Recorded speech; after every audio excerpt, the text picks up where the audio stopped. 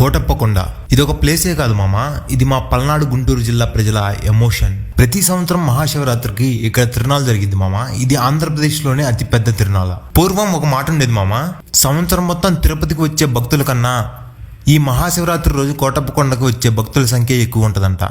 ఈ ప్లేస్ గురించి ఇంకో ఇంట్రెస్టింగ్ పాయింట్ ఏంటంటే, ఈ కొండ మొత్తం వెతికినా ఒక్క కాకి కూడా ఈ కొండ మీద వాళ్ళంట. నేను ఎన్ని ప్లేసెస్ తిరిగినా నా ఫేవరెట్ ప్లేస్ మాత్రం ఈ కోటప్పకొండే. సో ఈ రైడ్ లో ఈ బ్యూటిఫుల్ కోటప్పకొండని ఎక్స్ప్లోర్ చేసేద్దాం పదండి.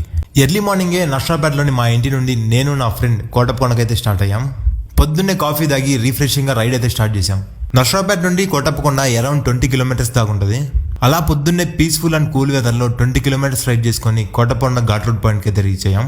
ఈ ఘాట్ రోడ్ ఎంట్రన్స్ లో 2 వీలర్స్ కి అయితే 20 రూపీస్ ఛార్జ్ చేశారు. టికెట్ తీసుకొని అలా ఘాట్ రోడ్ లో రైడ్ చేస్తున్నాం. ఫుల్ ఆఫ్ గ్రీనరీతో, బ్యూటిఫుల్ ల్యాండ్స్కేప్ వ్యూతో, అక్కడక్కడ 30 ఫీట్స్ దేవుని బొమ్మలతో ఈ ఘాట్ రోడ్ అయితే అవసరం ఉంటుంది.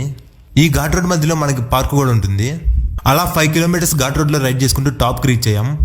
ఇక్కడే ఎంట్రన్స్ లోనే మనకి 30 ఫీట్స్ ఉన్న వినాయకుడి స్వామి విగ్రహం అయితే ఉంటుంది.